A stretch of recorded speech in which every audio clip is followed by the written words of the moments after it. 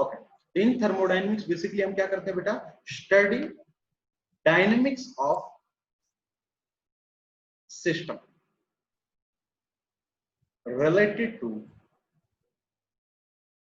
Temperature. बेटा इस बात से कोई नहीं समझेगा क्या स्टडी करता है। मैंने डायनेमिक्स का मतलब बताया था बेटा, हाउ द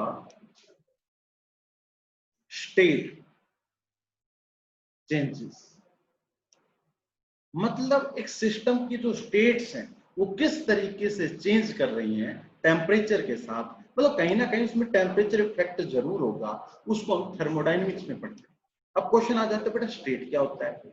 किसी भी सिस्टम की अवस्था उसकी स्टेट कहलाती है बेटा। जैसे मान लो केस मैकेनिक्स के अंदर अगर मैं ग्राउंड में दौड़ रहा हूं तो मेरी पोजीशन और मेरा मोमेंटम मेरी अवस्था के बारे में बताएगा। In the similar way thermodynamics के अंदर प्रेशर, वॉल्यूम, टेम्परेचर, ये सिस्टम की क्या बताएंगे बेटा, स्टेट बताएंगे। तो सिंपल सी भाषा में थर्मोडायनेमिक्स एक्चुअली है क्या? थर्मोडायनेमिक्स ये है, सपोज करो ये आपका एक सिस्टम है।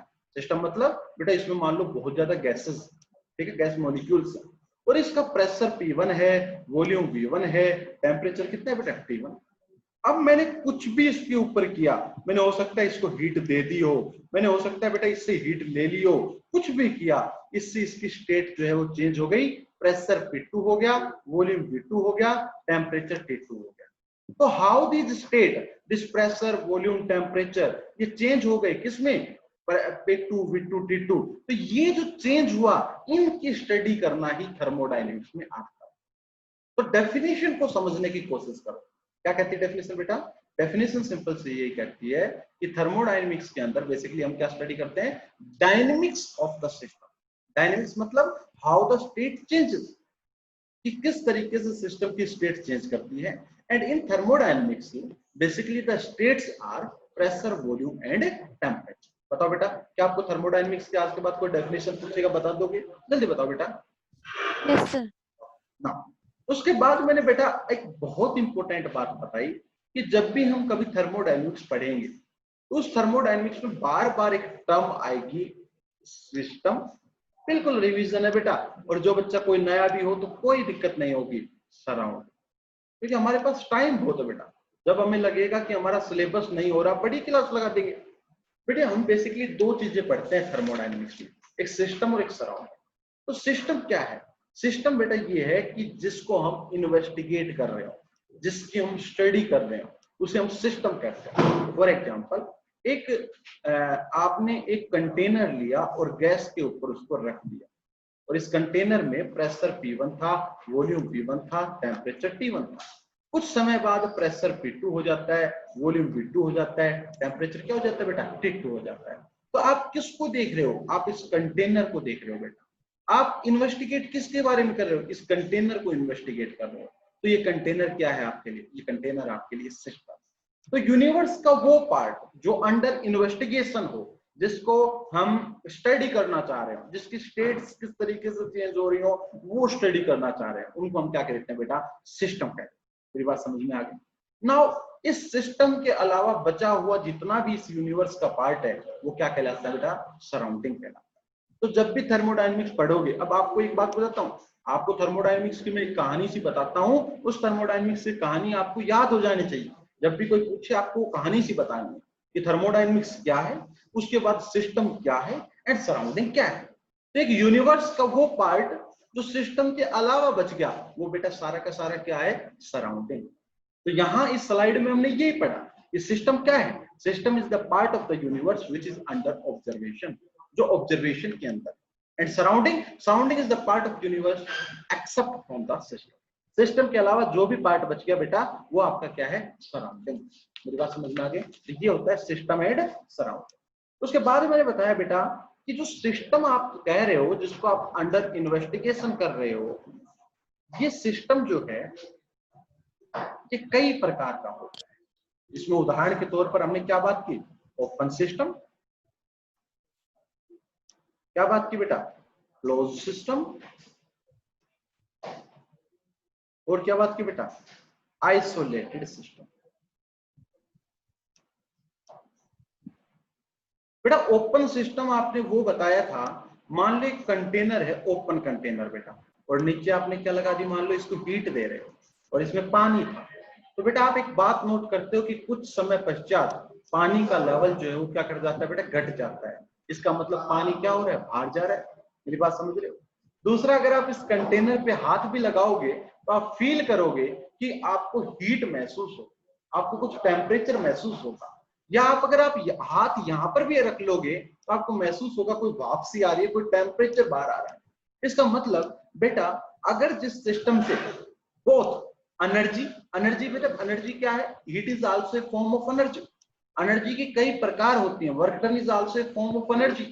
ठीक है, जिस एनर्जी में हॉटनेस और कोल्डनेस हो, जिस एनर्जी में गर्म और ठंड हो, उस एनर्जी को हीट कहते हैं। उसको क्या कहते हैं बेटा, हीट कहते हैं। तो भाप भी एक एनर्जी ही है, भाप जिसको हम हीट कह रहे हैं वो भी एक एनर्जी है, बस उसमें क्या है, उसमें हॉटनेस है। मेरी बात समझ रहे? तो जिस एनर्जी में हॉटनेस और कोल्डनेस हो उसको हम हीट कह देते हैं। मेरी बात समझे? जिस एनर्जी से डिस्प्लेसमेंट हो उसको हम वर्क डन कह देते हैं। तो एनर्जी के कई प्रकार होते हैं, उन्हीं प्रकार में से हीट भी एक एनर्जी की प्रकार। ठीक है, तो जिस कंटेनर से एनर्जी और मैटर दोनों बाहर निकले, ऐसे कंटेनर को हम ओपन सिस्टम कहते हैं। ऐसे सिस्टम को क्या कहते हैं बेटा, ओपन सिस्टम कहते हैं। क्लोज सिस्टम मैंने बताया, क्लोज मान लो इसी कंटेनर के ऊपर अगर मैं कोई प्लेट रख दूं, इसी कंटेनर पे क्या रख दो बेटा, प्लेट रख दो, तो क्या होगा, उसमें मैटर नहीं जा पाएगा बेटा, भाप जाएगी नहीं, भाप कंटेनर पे जम जाएगी और वापस नीचे गिर जाएगी, मतलब मैटर एक्सचेंज नहीं होगा। ओनली क्या जाएगा बेटा, हीट बाहर जाएगी। ओनली क्या जाएगी, हीट बाहर जाएगी। मेरी बात समझे? तो जिसके अंदर मैटर जो है वो बाहर ना जाए, ओनली एनर्जी बाहर जाए, एनर्जी ट्रांसफर कर सके बाहर, ऐसे कंटेनर, ऐसे सिस्टम को क्लोज सिस्टम कहते हैं। नाउ आइसोलेटेड सिस्टम, एक ऐसा सिस्टम जिसके बाहर ना हीट जाए ना मैटर जाए, ऐसे सिस्टम को हम आइसोलेटेड सिस्टम कहते हैं। फॉर एग्जांपल हमारे पास जो जो थर्मस होता है, थर्मस हम यूज करते हैं ना बेटा, तो आप देखते होंगे कि थर्मस की बाहर वाली सरफेस गर्म थोड़ी रहती है। एक्चुअली वो क्या कर रहा है, वो हीट को बाहर नहीं आने दे रहा, उसके अंदर जो टेम्परेचर, उस टेम्परेचर को मेंटेन रखता है, वो वहां पर हीट बाहर नहीं जा रही और ना ही आपका मैटर बाहर जा रहा। तो उस सिस्टम को हम आइसोलेटेड सिस्टम कह देते हैं। हालांकि परफेक्टली आइसोलेटेड सिस्टम नेचर में एग्जिस्ट नहीं करता, बट उस आइसोलेटेड सिस्टम की तरफ हम प्रोग्रेस कर सकते हैं by using some isolated surfaces. ये बात समझ बेटा? तो आपने यहाँ पर क्या पढ़ा, आपने ये पढ़ा कि सिस्टम कितने प्रकार का होता है, open system, close system and isolated system. Okay बेटा, यहाँ तक किसी को कोई भी डाउट हो तो बेटा पूछो, वरना मैं आगे बढ़ता चला जाता हूँ। और इसको आप एक मतलब दिमाग में डाल लो कि आज के बाद जब भी आप थर्मोडायनेमिक्स पढ़ोगे तो इस पैटर्न से पढ़ोगे। पहले थर्मोडायनेमिक्स क्या होती है, देन सिस्टम सराउंडिंग क्या होती है, देन सिस्टम के टाइप क्या होती है। नाउ एक्चुअली थर्मोडायनेमिक्स हम स्टडी क्या करते हैं, एक्चुअली हम थर्मोडायनेमिक्स में रीड क्या करते हैं, ये सबसे बड़ा हमारा क्वेश्चन है। हम थर्मोडायनेमिक्स में पढ़ते क्या है? आपने बहुत अच्छे से कहा कि हम डायनेमिक्स ऑफ सिस्टम को स्टडी करते हैं, मतलब हम स्टेट टाइम के साथ किस तरीके से चेंज कर रही है इसके बारे में स्टडी करते हैं। लेकिन इसको आप बहुत अच्छे से कैसे एक्सप्लेन करोगे? ठीक है, तो इसको एक्सप्लेन मैं इस तरीके से करूंगा कि इन थर्मोडायनेमिक्स बेसिकली ये एक लाइन सब कुछ बताएगी आपको, देखना। In thermodynamics we read macroscopic system. Macro system means basically हम थर्मोडायनेमिक्स के अंदर ऐसे सिस्टम्स को स्टडी करते हैं जिन सिस्टम्स के अंदर 10⁶ जो नंबर ऑफ पार्टिकल, सॉरी जो size of particle, size of system वो क्या हो बेटा, 10⁻⁻6 मीटर से बड़ा। मेरी बात समझे बेटा? जिस सिस्टम्स का जो साइज है वो 10⁻⁻6 मीटर से बड़ा होगा, उस सिस्टम को मैक्रो सिस्टम कहते हैं। क्या कहते हैं बेटा? मैक्रो और माइक्रो, नाम से ही पता है, मैक्रो बड़ा, माइक्रो छोटा। तो ऐसा सिस्टम जो मैक्रो हो, मैक्रो मतलब जिसका साइज क्या हो बेटा, 10⁻⁻6 मीटर से बड़ा हो, तो ऐसे सिस्टम्स की जो स्टडी है वो हम किस में करते हैं बेटा, थर्मोडायनेमिक्स में करते हैं। और इनसे छोटा जो सिस्टम होता है, जिस सिस्टम का साइज जो होता है बेटा वो कितना हो, 10⁻⁻6 मीटर से छोटा, इससे छोटा हो बेटा, इससे क्या हो, साइज छोटा हो, तो उसकी स्टडी हम किस में करते हैं बेटा, इन स्टैटिस्टिकल फिजिक्स, इन स्टैटिस्टिकल फिजिक्स। तो स्टैटिस्टिकल फिजिक्स में मेनली बेटा किस स्टडी की जाती है, माइक्रो सिस्टम्स की स्टडी की जाती है, और थर्मोडायनेमिक्स में किसकी स्टडी की जाती है बेटा, मैक्रो सिस्टम्स की स्टडी की जाती है। अब मैं इसको भी आपको एक्सप्लेन करता हूँ। सपोज करो मेरे पास ये कंटेनर है, ठीक है, इस कंटेनर के अंदर मेरे पास मान लो एक सेकंड के लिए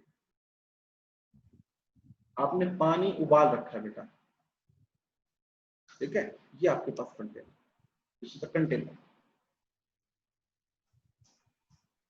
तो बेटा इस कंटेनर का कोई आपको ये पूछ ले कि ये कंटेनर मैक्रोस्कोपिक है माइक्रोस्कोपिक, कैसे चेक करो। देखो बेटा सबसे पहले तो आपको इसके अंदर कितना, पता नहीं कितना लीटर पानी होगा, मान लो इसमें 1 kg वाटर है 1 मिनट के लिए, इसमें कितना केजी वाटर बेटा 1 kg, तो 1 मिनट के लिए 1 kg वाटर में कितने मॉलिक्यूल्स बढ़ जाएंगे ये देख लें बेटा। 1 kg वाटर के अंदर कितने मॉलिक्यूल्स बढ़ जाएंगे अगर ये देखा जाए तो क्या बने। देखो बेटा आपको याद है एक मॉलिक्यूल में 1 मोल,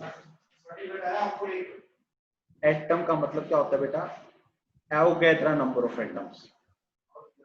एवोगैड्रो कितना होता है बेटा, 6 × 10⁻⁴ कितना होता है बेटा, 23 सर। 23 एटम्स, ठीक है। ये 1 मोल एटम है बेटा। 1 मोल का मतलब क्या होता है बेटा, 1 मोल का मतलब क्या होता है, वेट इन ग्राम अपॉन मोलिकुलर मास। अब वाटर का मोलिकुलर मास अगर H2O का ले हम बेटा तो कितना बनेगा बताओ, 16 प्लस लगभग 20, ये क्या हो गया बेटा, एवोगैड्रो नंबर। तो इसको इधर लेके आओ तो बेटा 1 ग्राम में लगभग Avogadro number of atom into 20, इतने एटम्स हो गए बेटा। तो 1 kg में कितने हो जाएंगे, और 10⁻³ कर दो। मेरी बात समझ रहे नहीं समझ रहे बेटा। तो एक कंटेनर के अंदर जो आप पानी 1 किलो पानी उबाल रहे हो, उस पानी के अंदर कितने एटम्स हो सकते हैं उनकी संख्या आप देख सकते हो। 6 × 10⁻28 इंटू 20 इंटू 10⁻³ तो बेटा पार्टिकल्स इस सिस्टम में बहुत ज्यादा हुए कम हुए, एटम्स इस सिस्टम में बहुत ज्यादा हुए कम हुए, बताने जरा। बहुत ज्यादा पार्टिकल्स हो गए, बहुत ज्यादा सिस्टम हो गया, इसीलिए इस सिस्टम को बेटा मैक्रो सिस्टम कहा जाता है। मैक्रो सिस्टम्स आप 2 तरीके से कंपेयर कर सकते हो। एक तो on the basis of size, size क्या हो बेटा, जिसमें 10⁻⁻⁻6 मीटर से साइज अगर बड़ा है तो उसको हम क्या कह सकते हैं बेटा, मैक्रो सिस्टम कह सकते हैं। दूसरा, उसमें अगर एटम्स की संख्या भी अगर ज्यादा हो तो भी हम क्या कह सकते हैं, मैक्रो सिस्टम्स आप कह सकते हैं। ये बात समझे। अब एक कंटेनर अगर देखें, इस कंटेनर का अगर वॉल्यूम देखें बेटा तो इसका तो लगभग 10⁻⁴ मतलब 1 मीटर चौड़ा 1 मीटर लंबा, तो भी कितना हो गया, 1 मीटर स्क्वायर हो गया बेटा, हो गया नहीं हो गया बताओ। और यहां मैंने कहा क्या कहा कि साइज आपका कितना होना चाहिए, 10⁻⁻6 मीटर स्क्वायर से अगर बड़ा होगा तब भी बेटा उसको हम क्या कहते हैं बताओ, मैक्रो सिस्टम, मैक्रोस्कोपिक सिस्टम कहते हैं। मेरी बात समझे नहीं? तो थर्मोडायनेमिक्स बेसिकली मैक्रो सिस्टम्स की स्टडी करता है। मैक्रो सिस्टम मतलब 2 तरीके से कंपेयर कर सकते हैं मैक्रो सिस्टम को। एक तो उसमें नंबर ऑफ पार्टिकल्स ज्यादा हो तो भी हम मैक्रो कह सकते हैं, दूसरा उसका साइज अगर बड़ा हो तो भी हम क्या कह सकते हैं बेटा, मैक्रो कह सकते हैं। तो बात सिंपल सी है कि मान लो आपका कंटेनर है इतना बड़ा, तो अगर इस पूरे कंटेनर की आपको स्टडी करनी है, इस पूरे कंटेनर की स्टडी करनी है, इसका मतलब आप मैक्रो सिस्टम की स्टडी कर रहे हैं। ओके बेटा, तो आप थर्मोडायनेमिक्स में इजीली कैलकुलेट कर सकते हैं इसका प्रेशर, वॉल्यूम, टेम्परेचर। अब उस पूरे बड़े सिस्टम में एक पार्टिकल के पास चले जाओ, एक पार्टिकल को इन्वेस्टिगेट करो। तो बेटा एक पार्टिकल के पास अगर चले गए तो एक बात बताओ, अब एक सिंगल पार्टिकल पे चले गए बेटा इस इतने बड़े सिस्टम में, तो एक सिंगल पार्टिकल सिस्टम हो गया ना हमारे लिए। बेटा सिस्टम की डेफिनेशन मैंने क्या बताई थी, जिसको आप इन्वेस्टिगेट कर रहे हो। तो अगर मान लो इतना बड़ा कंटेनर है और इस इतने बड़े कंटेनर को अगर हम देख रहे हैं तो सिस्टम हमारे लिए इतना बड़ा है, इसका मतलब ये सिस्टम कैसा है बेटा, मैक्रो सिस्टम। अब मैं इस सिस्टम को नहीं देख रहा, इसके अंदर कोई पार्टिकल है, अंदर उस पार्टिकल को देख रहा हूं, तो बेटा वो पार्टिकल मेरे लिए क्या हो गया, सिस्टम। वो पार्टिकल मेरे लिए क्या हो गया, सिस्टम हो गया। अब वो एक सिंगल पार्टिकल अगर देखा जाए तो सिंगल पार्टिकल का अगर साइज देखा जाए तो बेटा सिंगल पार्टिकल का साइज लगभग 10⁻⁻⁻14 मीटर होता है। एक सिंगल पार्टिकल का अगर रेडियस देखे जाए तो लगभग कितना होता है, 10⁻⁻14 होता है। तो वो तो बेटा इससे काफी छोटा हो गया ना। इसका मतलब हम क्या कर रहे हैं बेटा, माइक्रो सिस्टम की बात कर रहे हैं। इसका मतलब किसकी बात कर रहे हैं बेटा, माइक्रो सिस्टम की बात कर रहे हैं। तो अब ऐसा मत समझना क्या आपके पास एग्जाम्पल मिलेंगे, ये मैक्रो सिस्टम, ये माइक्रो सिस्टम। बेटा मैक्रो सिस्टम मतलब पूरे सिस्टम की स्टडी करना। अगर पूरा सिस्टम देखते हैं तो उसका साइज बड़ा हो गया। अब अगर उसी सिस्टम के अंदर मैं एक पार्टिकल को इन्वेस्टिगेट करने लग जाऊं, तो अगर आप एक पार्टिकल तक पहुंचते हो, अगर उस पूरे सिस्टम में एक पार्टिकल पर आप चले गए, तो उस पार्टिकल का साइज कितना है बेटा? पार्टिकल का साइज तो 10⁻⁻14 मीटर है ना। और वो पार्टिकल हमारे लिए क्या बढ़ गया? सिस्टम। क्यों? क्योंकि हम उसको इन्वेस्टिगेट कर रहे हैं, तो वो सिस्टम क्या हो गया बेटा हमारे लिए? माइक्रो सिस्टम हो गया। बेटा इसको सीखो आप। तो हम थर्मोडायनेमिक्स में बेसिकली क्या करते हैं? पूरे सिस्टम की स्टडी करते हैं, लेकिन स्टैटिस्टिकल हम एक पार्टिकल की स्टडी करते हैं। ये बात मैंने आपको पहले बताई कि पूरे सिस्टम की जब भी स्टडी करो, we use the thermodynamical concept, we use the pressure, volume, temperature. But जब एक पार्टिकल की बात करो, उस पार्टिकल का प्रेशर नहीं होता, उस पार्टिकल का कभी टेम्परेचर नहीं होता। पार्टिकल का हमेशा क्या रहता है बेटा? पार्टिकल का मोमेंटम हो सकता है, पार्टिकल की पोजीशन हो सकती है। ठीक है, तो जब पार्टिकल की स्टडी करें, देन कह सकते हो कि माइक्रो सिस्टम देख रहे हैं, उस समय स्टैटमैक यूज करेंगे। जब पूरे सिस्टम की स्टडी कर रहे हो, तो हम कह सकते हैं this is the micro system. उस समय हम थर्मोडायनेमिक्स से उसके वेरिएबल्स को निकालें। मेरी बात समझे बेटा? तो एक लास्ट निष्कर्ष इस पे क्या? In thermodynamics we study about the system. हम किसकी स्टडी करते हैं बेटा? पूरे सिस्टम की स्टडी करते हैं। पूरा एक कंटेनर भरा पड़ा है, उस कंटेनर की स्टडी करते हैं।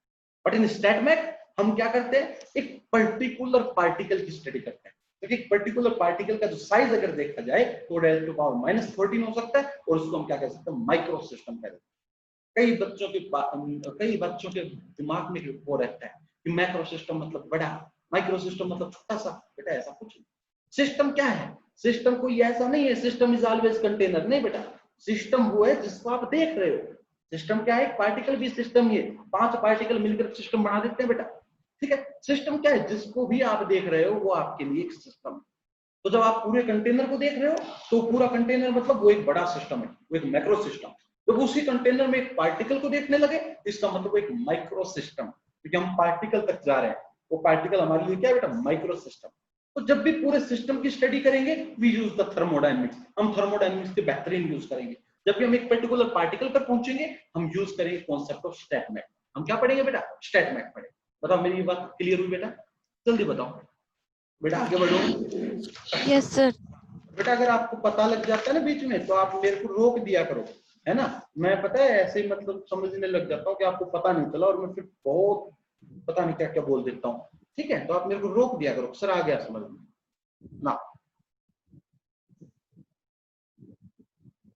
मैक्रोस्कोपिक पैरामीटर्स, फील करो बेटा।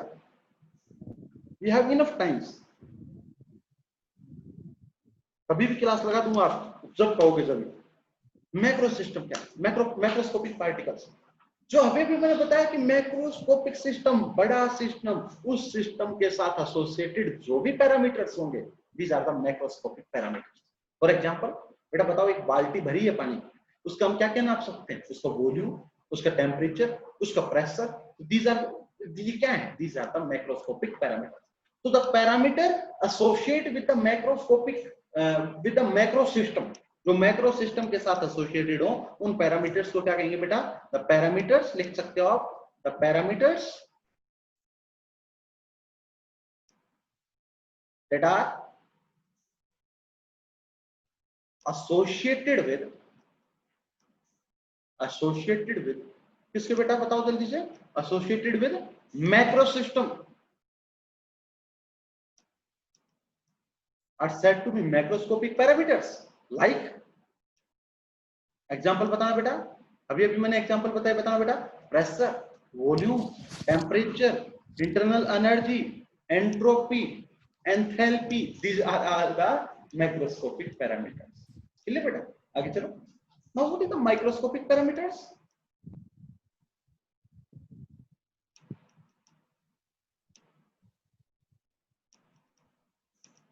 क्या बेटा? जल्दी बताओ। जो पैरामीटर्स एक माइक्रोस्कोपिक सिस्टम के साथ पोजीशन, मोमेंटम। यस, मैंने बताया माइक्रोस्कोपिक सिस्टम क्या है बेटा? बेटा माइक्रोस्कोपिक सिस्टम है एक पार्टिकल ही माइक्रो सिस्टम है। एक पार्टिकल, 2 पार्टिकल, 3 पार्टिकल, ये सारे क्या है? माइक्रोस्कोप। तो अगर माइक्रो सिस्टम के साथ एसोसिएट हो, लाइक अभी बटे बताया पोजीशन एंड मोमेंट, ठीक है। मतलब कह सकते हैं वो पैरामीटर्स जो पार्टिकल के साथ एसोसिएट हो, बिकॉज माइक्रो सिस्टम मैंने बताया micro system is associated with the particles. आप कह सकते हो कि these parameters are associated with, these are associated with constituent of this system. Constituents of the system. बहुत अच्छे से बताया आपने, कॉन्स्टिट्यूएंट्स ऑफ द सिस्टम, या क्या कह सकते हो बेटा पार्टिकल, या एसोसिएटेड विद, बेटा एसोसिएटेड विद के बाद सीधा क्या कह सकते हो एसोसिएटेड विद पार्टिकल्स, है ना। और ये क्या होगा बेटा, these are associated with system बेटा, these are associated with a system, okay. So these are the parameters that we have studied, the macroscopic parameters and microscopic parameter। और फीलिंग आएगी बेटा, अब तक हमने जस्ट डेफिनेशंस पढ़ी थी, मैंने आपको करवाया था, अब और फीलिंग आएगी, तीसरी बार पढ़ाऊंगा तो और आएगी, ठीक है। चलो अब बेटा और आगे चलते हैं, मैं और आपको एक्सप्लेन करता हूं। जो अभी अभी बेटा आपने एक बात बताई कि जो आपके मैक्रोस्कोपिक पैरामीटर्स हैं जो सिस्टम के साथ एसोसिएटेड है,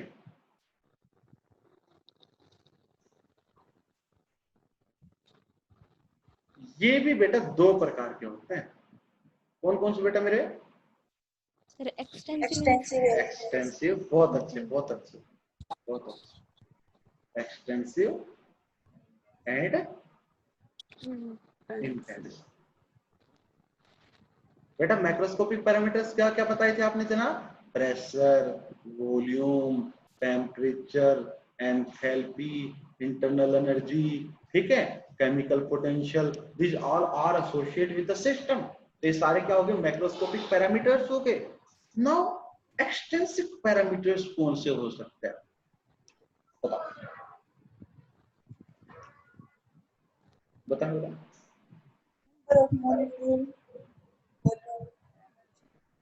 बेटा मैंने आपको पहले बताया था, बिल्कुल क्लियर डेफिनेशन समझो। क्लियर डेफिनेशन क्या है कि मान लो बेटा हमारे पास एक सिस्टम था, ठीक है, एक सिस्टम पड़ा हुआ, और इस सिस्टम का मान लो इसमें कोई पैरामीटर है एक्स, मैं पैरामीटर बाद में बताऊंगा। अब इस सिस्टम को मैंने बिल्कुल दो हिस्सों में काट दिया, तो ये पैरामीटर भी आपका क्या हो जाना चाहिए? x/2 हो जाना चाहिए। तो ऐसे पैरामीटर्स को हम एक्सटेंसिव पैरामीटर्स कहेंगे। क्या मेरी बात समझ में आई बेटा? कि अगर हम सिस्टम को 2 इक्वल हाफ्स में काटें, then the parameter is also become half, वो भी क्या हो जाए बेटा? आधा हो जाए। This parameter is called extensive parameter. Means और एक भाषा में बेटा क्या कह सकते हो? वो पैरामीटर्स जो सिस्टम के साइज पर डिपेंड करें। बेटा हाफ कर दिया मतलब मैंने क्या कर दिया? साइज तो घटा दिया। तो जो सिस्टम के साइज पर डिपेंड करें उन पैरामीटर्स को बेटा क्या कहेंगे? एक्सटेंसिव पैरामीटर्स कहेंगे। क्या मेरी बात समझ में आ गई बेटा? क्या कही मैंने? एक्सटेंसिव पैरामीटर्स कौन से होते हैं? दो डेफिनेशन बताई मैंने। क्या बताई बेटा? दो डेफिनेशन। एक तो ये कहा those parameters which depend on the size of the system, जो सिस्टम के साइज पर डिपेंड करते हैं। और दूसरी भाषा में क्या बताया बेटा? दूसरी भाषा में मैंने बताया कि अगर हम सिस्टम को दो इक्वल हाफ में काट देते हैं, then this parameters also become half। Half होना चाहिए बेटा, ये नहीं कि कम हो गया, ना ना ना ना, बिल्कुल हाफ ही होना चाहिए। Then the parameter is called extensive parameter। Then the parameter is called extrinsic parameter। For example, volume। Volume क्या है बेटा? अगर पूरा सिस्टम में वॉल्यूम v है, आधा काट दिया तो बताओ एक का कितना बचेगा बेटा? v/2 ही बचे। Then this volume is what? Volume is the, बताओ कौन सा पैरामीटर हो गया बेटा? एक्सटेंसिव पैरामीटर्स हो गए। एनर्जी, एक सिस्टम की एनर्जी उस सिस्टम के कितने पार्टिकल्स होते हैं इन बात पर डिपेंड करती है। The energy of the system is number of the particle in the system into energy of one particle. बेटा टोटल एनर्जी बेटा इसी तरीके से दिखाएंगे हम। Total energy is number of particle in the system into the energy of the one system। अब अगर मैं सिस्टम को दो भागों में तोड़ देता हूं तो नंबर ऑफ पार्टिकल भी मेरे बेटा कितना बन गया? n/2। 2. बेटा इससे क्या हुआ, आपकी एनर्जी भी क्या हो गई, आधी हो गई। एनर्जी मेरे बेटा क्या हुआ, आधी हो गई। इस पैरामीटर्स को हम क्या कहेंगे बेटा, एक्सटेंसिव पैरामीटर्स कहेंगे। तो अगर एक्सटेंसिव पैरामीटर्स की कोई आपसे एग्जांपल पूछ ले तो नंबर ऑफ पार्टिकल कह देगा बेटा, वॉल्यूम कह देगा बेटा, एनर्जी कह देगा। These all are the extensive parameters. बताओ समझ में आया नहीं आया? ना बेटा इसका मतलब आप रिवीजन नहीं करके आए, है ना। मैंने आपको कह दिया था थर्मोडायनेमिक्स की क्लास है, फिर भी आप रिवीजन करके नहीं आए। कोई कोई और आधा घंटा फालतू लग जाएगा। इंटरेस्टिव पैरामीटर क्या बताया था बेटा, जल्दी से बताना। वो पैरामीटर्स जो साइज पर डिपेंड ना करें, उन पैरामीटर्स को हम क्या कहेंगे बेटा, बताओ उन पैरामीटर्स को क्या कहेंगे हम, आपके इंटेंसिव पैरामीटर्स कहेंगे। For example temperature, pressure, chemical potential, these all are the extensive parameters। बेटा एंट्रोपी क्या है, एंट्रोपी एक्सटेंसिव। यानी बेटा इस बात को प्रूव भी करते थे। गिब्स पैराडॉक्स याद हो किसी बच्चे को? Yes, sir. मैं उधर भी आऊंगा बेटा, स्टेट में भी रिवीजन करवाऊंगा एक बार पक्का, ठीक है। तो these are all the extensive parameters, these are the intensive parameters. बताओ दोनों को समझ में आया बेटा, इंटेंसिव एक्सटेंसिव, ठीक है। Yes. पूरी स्टोरी आपके दिमाग में आ जानी चाहिए कि उसके बाद वो, उसके बाद वो, उसके बाद, ठीक है बेटा। तो एंथैल्पी क्या होगा? क्या बेटा? H किसमें आएगा? एक्सटेंसिव या इंटेंसिव? बेटा enthalpy is also the extensive property. Enthalpy is also the entropy. Heat capacity, मैं एग्जांपल लिखवा दूं बेटा, heat capacity is also the extensive बेटा। हीट अगर अकेला हीट लिखा जाए, दिस इज आल्सो बेटा extensive. Free energy, free energy बेटा जिसको हम गिब्स एनर्जी भी कहते हैं, Gibbs energy, this is also the extensive बेटा। तो ये सारी की सारी क्वांटिटीज मेरे बेटा क्या होती हैं, आपकी एक्सटेंसिव पैरामीटर्स होती हैं। नाउ इंटेंसिव बेटा, अगर कभी स्पेसिफिक नाम की चीज लिखी आ जाए, जैसे specific heat, specific heat capacity. Specific का मतलब क्या होता है बेटा, जिसके अंदर हम क्या करते हैं, मास से डिवाइड कर दें। जिस क्वांटिटी को मास से डिवाइड कर दोगे उसको हम स्पेसिफिक कहते हैं बेटा। मास से नंबर ऑफ पार्टिकल्स थे, तो बेटा उसमें क्या हो जाती है, नंबर ऑफ पार्टिकल्स की इन्फ्लुएंस खत्म हो जाती है। तो सिस्टम को जब आधा करते हैं तो नंबर ऑफ पार्टिकल तो आधे होते हैं बेटा, तो स्पेसिफिक में क्या हो जाएगी, मास की इन्फ्लुएंस खत्म हो जाएगी बेटा। तो आधा कर दो कि कितना भी कर दो, सिस्टम में फर्क नहीं पड़ेगा। That's why वो पैरामीटर्स किसमें आ जाते हैं बेटा, इंटेंसिव पैरामीटर। तो जब भी स्पेसिफिक नाम की चीज आ जाए किसी भी क्वांटिटी के आगे, all are the intensive parameters. एक छोटा सा रिजल्ट बेटा, दो एक्सटेंसिव क्वांटिटी का जो डिवीजन है बेटा, वो मेरे बेटा इंटेंसिव क्वांटिटी देता है।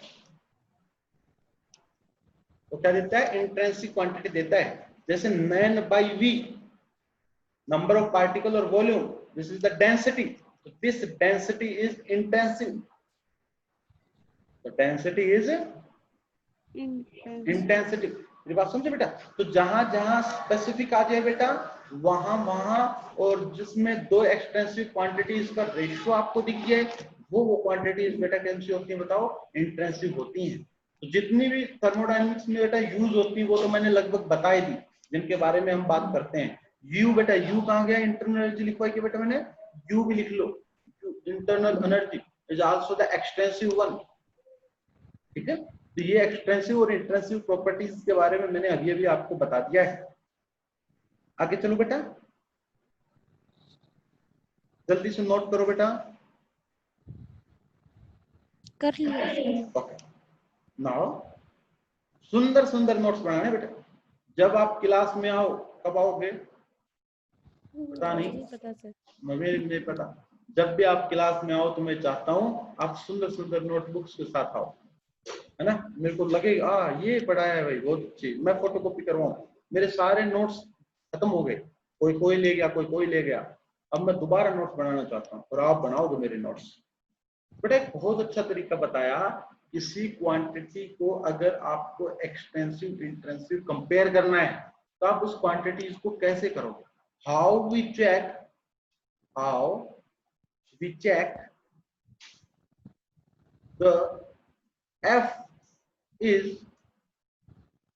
intensive or extensive. बताओ बेटा क्या बताया था मैंने? सर एस को माइनस ना ना ना बेटा, आपको पता नहीं क्या क्या बता रहे हो। मैंने कहा बेटा सपोज करो एफ है मेरा a into B into C by D, ये है बेटा अल्फा एन को माइनस अल्फा एन से ना बेटा। वी हाँ को बिल्कुल अल्फा बिल्कुल से। बिल्कुल, कुछ कुछ अधूरी बातें याद है। मान लो हमारी कोई क्वांटिटी क्या है बेटा, a into B into C by D, ये क्वांटिटी है बेटा।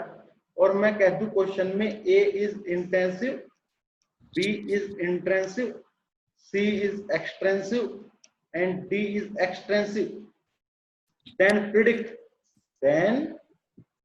predict about f। आ सकता है मेरे बेटे क्वेश्चन ये, then predict about f। कैसे प्रिडिक्ट करोगे? तो बेटा इंटेंसिव क्वांटिटी वो होती थी जिन पर कोई प्रभाव नहीं पड़ता था। किसका बेटा बताना? कि अगर हम उसमें नंबर ऑफ पार्टिकल्स बढ़ा दें, सिस्टम को घटा दें, सिस्टम को बांट दें, कुछ फर्क नहीं पड़ेगा। तो बेटा इसको तरीका बताता हूँ। जितने भी एक्सटेंसिव क्वांटिटीज होती हैं बेटा, उनको रिप्लेस कर दो c with alpha C, d with alpha D. So our f is intensive बेटा a इंटू बी, और c को क्या लिख देंगे बेटा? Alpha into alpha C, C और डी को क्या लिख देंगे बेटा? Alpha into D. Alpha D. तो अल्फा से अल्फा कैंसिल बेटा, तो क्या बन गया? A B C by D. तो बेटा f एज इट इज आ गया, आपका सेम आ गया। This implies f is intensive. बेटा f अगर एग्जैक्ट आ जाए तो f इज इंटेंसिव। मेरे बेटा समझे क्वेश्चन मेरा? चलो एक छोटा सा क्वेश्चन और करेंगे इसी पे। f is a into b by c, where a and c are intensive and b is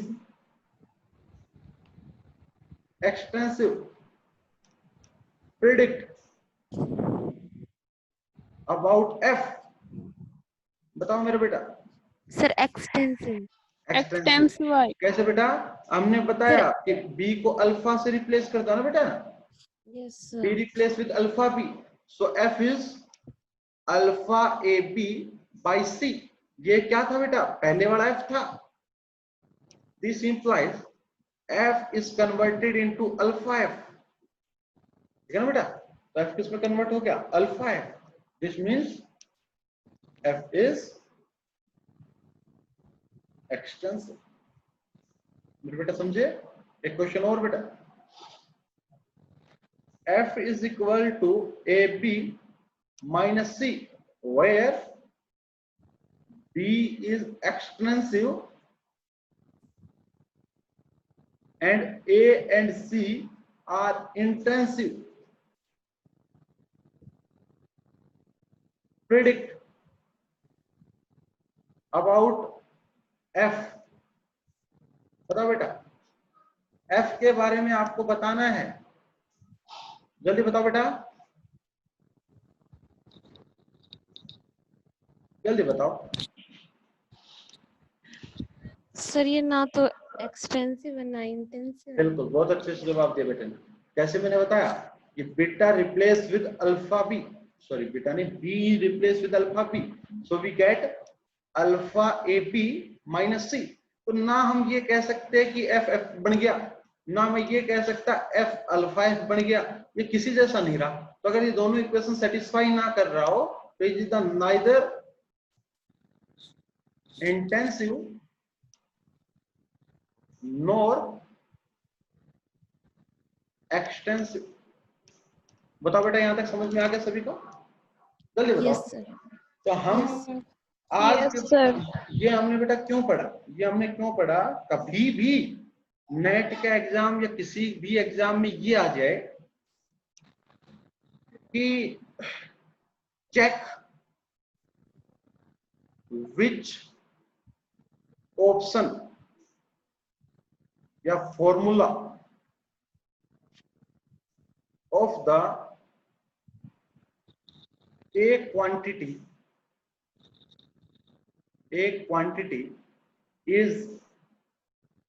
is true, right? कि ए क्वांटिटी का कौन सा फॉर्मूला ठीक है? ऑप्शन आएंगे ए, बी, सी और डी। तो सबसे पहले तो ये देखना बेटा ए क्वांटिटी क्या है। सपोज करो ए क्वांटिटी कभी आपको कहते एस एंट्रोपी है, तो बेटा आपको एक बात पता है कि एंट्रोपी क्या है? बताओ जल्दी से बेटा। Entropy is the extensive. Yes. तो बेटा आप क्या करो, ए ऑप्शन देखो, बी ऑप्शन देखो, सी ऑप्शन देखो, डी ऑप्शन देखो, और चारों ऑप्शन में ये देखो कि वो एक्सटेंसिव बन रही है नहीं बन रही। कैसे देखोगे उसको? मैंने अभी अभी फॉर्मूला बताया कि जितनी भी उसके अंदर क्वांटिटीज इन्वॉल्व हैं, उन क्वांटिटीज में जो जो इंटेंसिव हो उनका एज इट इज, और जो एक्सटेंसिव है उनमें अल्फा मल्टीप्लाई कर दो और उस फॉर्मूले के अंदर पुट कर दो। तो अगर आपकी वो एक्सटेंसिव जो फॉर्मूला निकल के आए, अगर डी फॉर्मूला निकल के आ जाए, then this one is the correct, then this one is the correct. तो बेटा इस एक छोटे से कॉन्सेप्ट का कई बार क्वेश्चन आया है, कई बार ये चीजें पूछी जाती है बेटा। तो कैसे बताओगे कि कौन सा फॉर्मूला सही है? आपको फॉर्मूले याद करने की जरूरत नहीं है, आप जस्ट चेक इट। आपको ये बात याद रखनी है दैट ऑल थिंग्स, एंट्रोपी ले लो, एंथैल्पी ले लो, इंटरनल एनर्जी ले लो, ठीक है, केमिकल, ये सारी की सारी चीजें बेटा क्या है? एक्सटेंसिव है। और एक्सटेंसिव में आपको पता है कि अगर और क्वांटिटीज को अल्फा से रिप्लेस करोगे तो लास्ट में ये भी अल्फा टाइम आनी चाहिए। ये बेटा समझे? तो क्या क्वेश्चन किस तरीके से आएगा और आपसे किस तरीके से पूछेगा, इसके बारे में आपको हमने प्रिडिक्ट कर दिया कि इस तरीके से क्वेश्चन पूछा जा सकता है। ठीक है बेटा, आगे समझ में आपको? बताओ जल्दी से मेरे को। Yes, sir. Okay, so this is all about the extensive and intensive. Now the next thing is, जब भी हम सिस्टम पढ़ रहे थे तो एक थर्मोडायनेमिक्स के अंदर एक बहुत कमाल की चीज आती है, दैट द इक्विलिब्रियम। इक्विलिब्रियम, तो क्या होता है इक्विलिब्रियम? इक्विलिब्रियम से क्या अर्थ समझते हैं, बताओ जल्दी से। एक सिस्टम को बेटा हम इक्विलिब्रियम में कहेंगे। मैं एक स्टेटमेंट लिखता हूं, देन उस स्टेटमेंट को करेक्ट करता हूं। क्या? देखो, if property of the system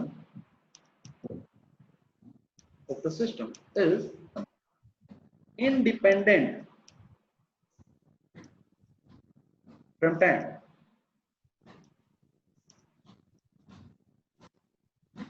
then these properties या these quantities, these property लिख दो या बेटा क्वांटिटी लिख दो, आर कंजर्व। उन क्वांटिटीज को बेटा क्या कहते हैं? Conserve. Then system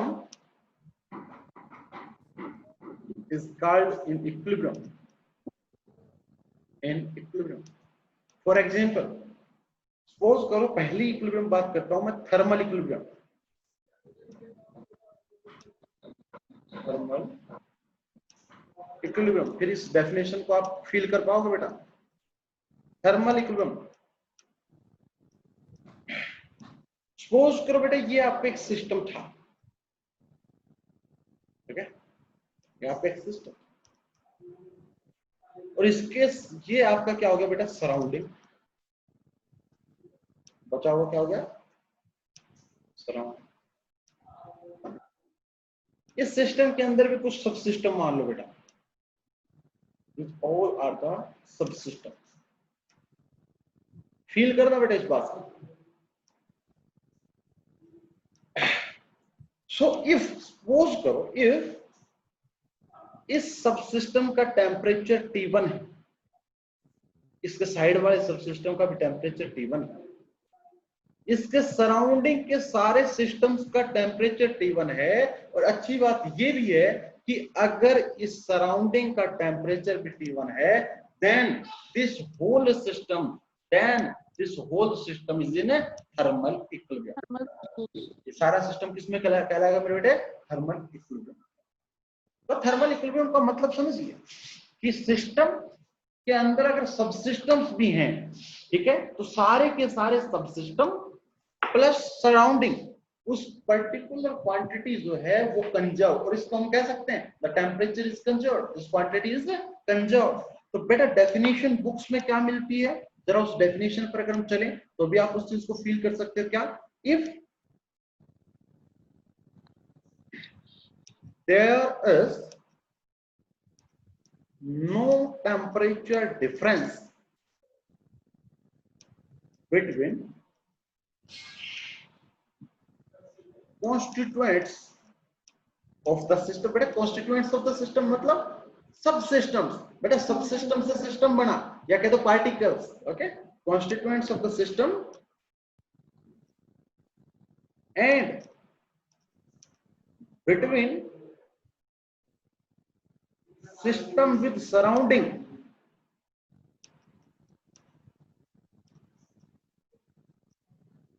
system and surrounding, then condition is called thermal equilibrium। तो बेटा जो मैंने अभी अभी एक डायग्राम से बताया, क्या उस बात से आप सहमत हैं?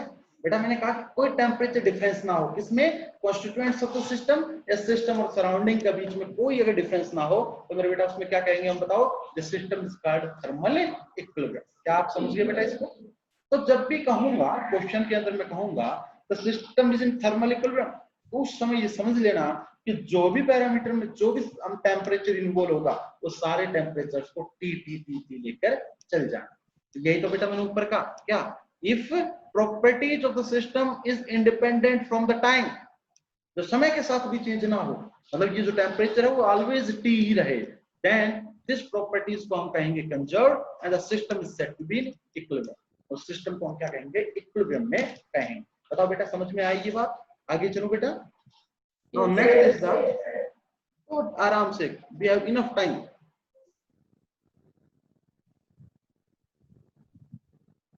मैं अभी पूछूंगा सारी बातें आपसे। मैकेनिकल इक्विलिब्रियम, मैंने बेटा अभी अभी बात बताई। मैकेनिकल भी जहां भी बात आ जाए तो mechanics is all about the force, mechanics is all about the force, mechanics is all about the force. तो mechanical equilibrium means system is balanced, system में किसी प्रकार का, एक मैं आपको एक छोटी बात बताता हूं। सपोज करो ये आपकी एक टेबल है, ठीक है? इस टेबल पर कोई फोर्स नहीं लगा रखा मैंने एक्सटर्नल, हम कह सकते हैं कि this is balanced, this is balanced. तो बैलेंस्ड कंडीशन कब आ सकती है बेटा? जब फोर्स कितना हो उस पर? जीरो। और दूसरी बात, यहां से फोर्स लगा दो बेटा और यहां से भी फोर्स लगा दो, then again the net force is zero, then again this condition is called the balanced. तो बैलेंस्ड का मतलब ये मत समझना कि फोर्स ही नहीं है, हो सकता है उस सिस्टम पर फोर्स लग रहा हो लेकिन वो फोर्स इस तरीके से लग रहा हो कि वो एक दूसरे को कैंसिल कर रहे हो, then again the system is balanced. System को क्या कह सकते हैं बेटा? हम बैलेंस्ड कह सकते हैं। अगर इनमें से एक फोर्स को हटा दूं तो ये टेबल क्या हो जाएगी? ये टेबल गिर जाएगी, then there is unbalanced force, then there is unbalanced condition आ जाएगी। ये बात समझे बेटा? तो क्या बताया मैंने? मैकेनिकल इक्विलिब्रियम का मतलब क्या बताया? कि सिस्टम के ऊपर किसी प्रकार का अनबैलेंस्ड फोर्स नहीं है, सिस्टम के ऊपर क्या नहीं है बेटा? अनबैलेंस्ड फोर्स नहीं है, then this system is called in mechanical equilibrium. अगर मैं डेफिनेशन भी लिखवाना चाहूं तो लिख सकते हो आप विद इन द सेकंड्स। क्या? If there is no unbalanced force or there is no pressure gradient, इसका मतलब समझाऊंगा बेटा मैं। pressure gradient among different parts of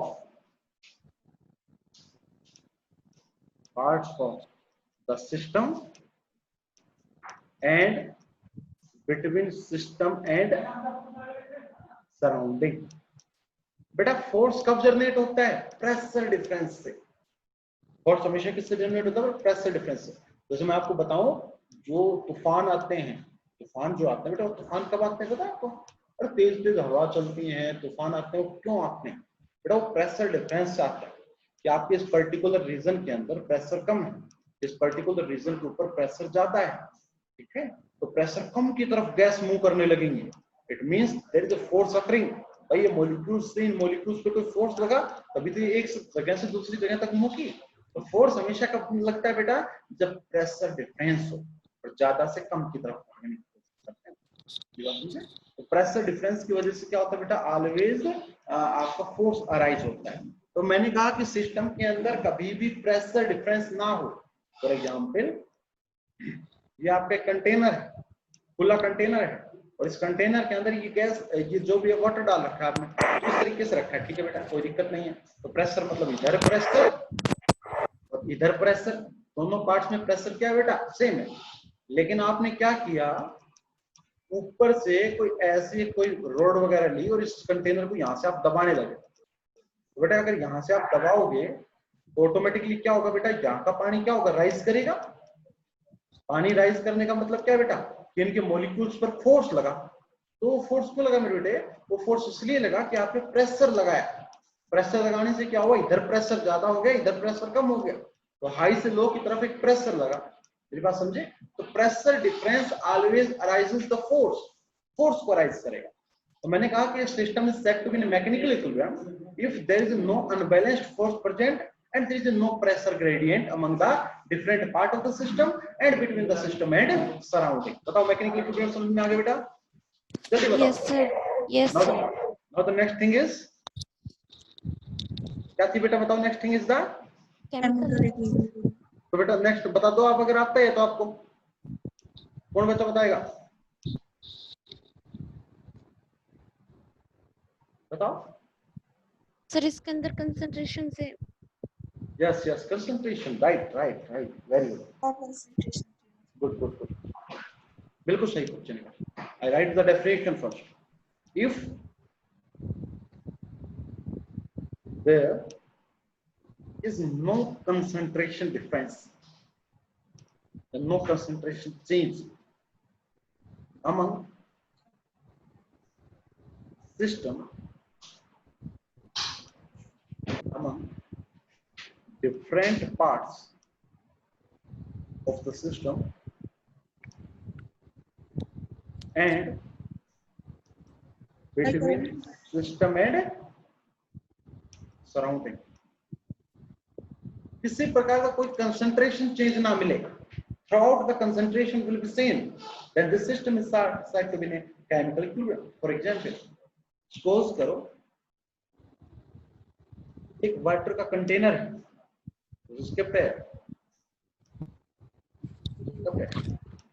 okay, और आपने एक इंक की ड्रॉप यहां पर डाल दी, you put a ink drop here, तो आपने देखा होगा इंक ड्रॉप डालने से मींस का कंसंट्रेशन चेंज हो गई, यहाँ की कंसंट्रेशन बेटा क्या हो गई, चेंज हो गई। तो आपने देखा होगा कि the flow of this ink throughout the पूरे में फैल जाता है। हाँ, पूरे में क्यों फैलता है बेटा, क्योंकि कोई भी चीज अपने आप को इक्विलिब्रियम में लाने की कोशिश करती है, ठीक है। मैं अगर खड़ा हूं तो मैं अपने आप को थोड़ा सा रेस्ट पे लाने करूंगा, मैं अगर आपको बढ़ा रहा हूं तो मैं आपको बिल्कुल ऐसे मतलब इक्विलिब्रियम में लाने की कोशिश करूंगा। तो कभी भी every system in this nature require the stability, उसको स्टेबिलिटी की जरूरत होती है। even the shape of the system, even the shape of the universe is also due to the stability। हमारी शेप आपको पता होगा, बचपन से आप पढ़ते आ रहे हो, जब बारिश की बूंद गिरती हैं, it's spherical, why it acquires spherical shape, have more stability. जो पौधे होते हैं वो आपने देखे होंगे, मैक्सिमम पौधे इस तरीके से होते हैं, व्हाई, बिकॉज इस पोजीशन में इट हैव मोर स्टेबल। ये बात समझे बेटा? आपने देखा होगा जो भी इस नेचर के अंदर जो भी बना हुआ है वो ओवल आर सिमेट्रिक, ठीक है। दिन के बाद रात होती है, रात के बाद दिन होता है, मौसम खराब होने के बाद अच्छा होता है, अच्छा होने के बाद खराब होता है। क्यों? Because this nature loves symmetric. जो एक बार हर पॉजिटिव के साथ नेगेटिव कुछ भी लेके देख लो, not only the physics, everything, the nature loves symmetric. और ये सारी की सारी चीजें ही क्यों आती है? बिकॉज हर चीज इक्विलिब्रियम में आना चाहती है। अब क्या हुआ, जब आपने इंक डाली तो यहाँ की कंसंट्रेशन ज्यादा हो गई, तो जल्दी से जल्दी क्या हुआ बेटा, इंक सारे उसमें फैली और एक समय आएगा जब इस टोटल ओवरऑल फैल जाएगी और शांत हो जाएगी। मतलब उसने क्या किया, इक्विलिब्रियम के आने की कोशिश। तो केमिकल इक्विलिब्रियम मींस अब जब वो फैल चुकी है तो हर पार्ट में कंसंट्रेशन सेम हो चुकी है। मेरी बात समझे?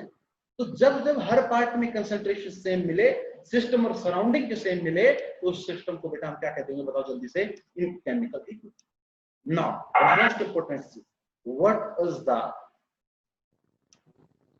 Thermodynamical equilibrium? मैं आपको कहूंगा the system is in thermodynamical equilibrium. It means it is thermal equilibrium, it is mechanical equilibrium and it is chemical equilibrium. जब तीनों इक्विलिब्रियम एक साथ मिलते हैं, it gives the thermodynamical equilibrium. So the state of the thermodynamical equilibrium means the system is chemical equilibrium, the system is mechanical equilibrium and the system is the thermal equilibrium. All the equilibriums are there. Okay, this is all about the thermodynamical equilibrium. बताओ समझ में आया बेटा यहाँ तक? I think okay. So this is all about the equilibrium. इस equilibrium का concept के यूज करेंगे। फिलहाल हम थ्योरेटिकल चीजों के बारे में पढ़ रहे हैं, सबके बारे में पढ़ रहे हैं जिनको हम आगे न्यूमेरिकल्स में यूज करेंगे। Now the next thing is, अभी हमने पढ़ा वेरिएबल्स, पढ़ा बेटा वेरिएबल्स। वेरिएबल्स कह दो, पैरामीटर्स कह दो। क्या डेफिनेशन होती है बेटा वेरिएबल या पैरामीटर की? कोई बच्चा बताएगा? एग्जैक्ट डेफिनेशन बता दो। अब आपको पता है वो होता है, आपको पता है प्रेशर होता है, आपको पता है टेम्परेचर होता है वेरिएबल या पैरामीटर। लेकिन कोई पूछ ले what is the definition of the parameter and variable, बताओ इनको वेरिएबल्स कहते हैं। तो बच्चा बताएगा ना ना ना ना ना बेटा, वेरिएबल बेटा, variable is just those quantities which describe the system. जो systems को describe करते हैं, जो state of the system को describe करते हैं, किसी भी system की अवस्था को बताते हैं, उनको हम variable कहते हैं। जितने भी pressure, volume, temperature, enthalpy, free energy, सारी चीजें, chemical potential, सारी चीजें, all are the variables, all are the parameters. Out of these parameters, few are the state variables. You are the state variables, and the state variables are those which depend only on initial and final position. Initial and final position.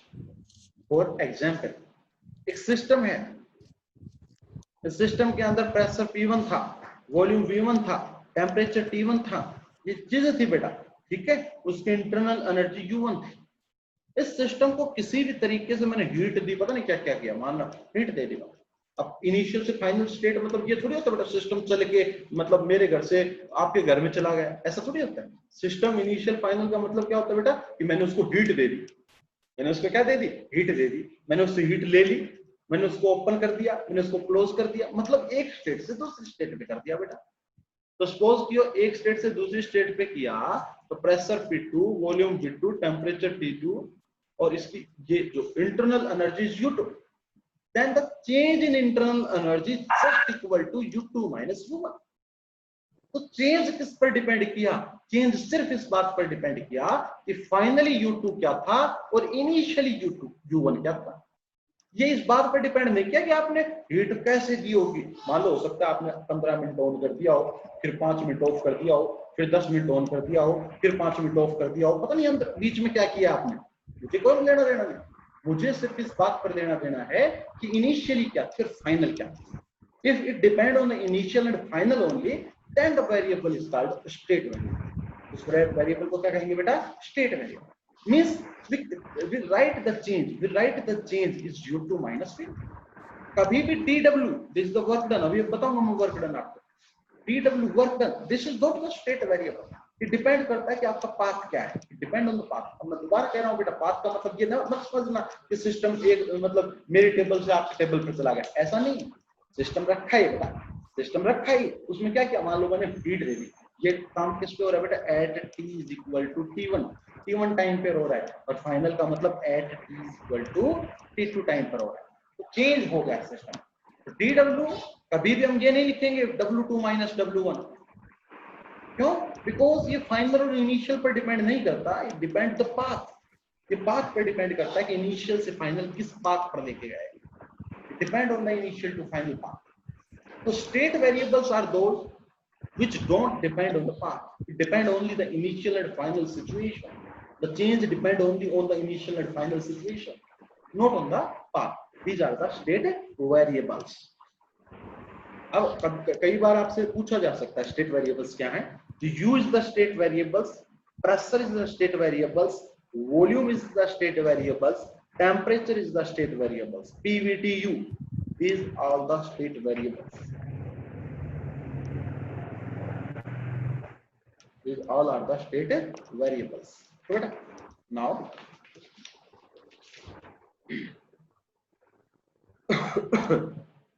हाँ, एक छोटी सी बात और बताई थी कि मान लो अगर मेरा f function, if f is the state variable, अगर f क्या है आपका state variable, then the function f is exact differentiable or perfect differentiable. अगर फंक्शन स्टेट वेरिएबल है, this function is the exact differentiable और द परफेक्ट डिफरेंशिएबल. नाउ कोई बच्चा बताएगा what do you mean by the exact and perfect differentiable? बेटा जल्दी बताओ, बेटा आपको पता है, बताओ बेटा आपको पता है क्या होता है बेटा एग्जैक्ट और perfect differentiable? Sir curly f curly square Yes, f yes, by right. If this f is the function of x and y, suppose कर लो function f x y का है, then अगर हम f का डेरिवेटिव कर देंगे, पहले मैंने y के रेस्पेक्ट में किया, फिर मैंने x के रेस्पेक्ट में किया, this is exactly equal to the say y x, मतलब डेरिवेटिव चाहे पहले किसी के रेस्पेक्ट में कर लो, the whole things will be unique, the result will be unique. Then this, agar if the function satisfy this one, if the function satisfy this condition, then this is called exact and the perfect differentiable. So the state variables होंगे satisfy this equation. ठीक है, मैंने state variable का example क्या क्या बताया बेटा, जल्दी से बताना. स्टेट वेरिएबल्स के एग्जांपल क्या क्या हैं, बताओ जल्दी से. Energy, pressure, volume, temperature, temperature, internal energy, entropy, Gibbs energy, enthalpy, all are the state variables. जो स्टेट वेरिएबल नहीं है उसका क्या एग्जांपल बेटा, एक मैंने बताया आपको, वर्क. क्या बेटा, वर्क है, this is not the state variables. दूसरा heat, Q is not the state variables. These are not state variables. और ऊपर वाले क्या आगे बेटा, state variables. I think the concept of state variables is also clear. आगे चलो बेटा.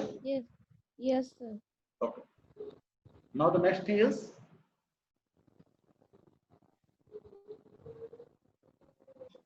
equation of state. बताओ कोई बच्चा,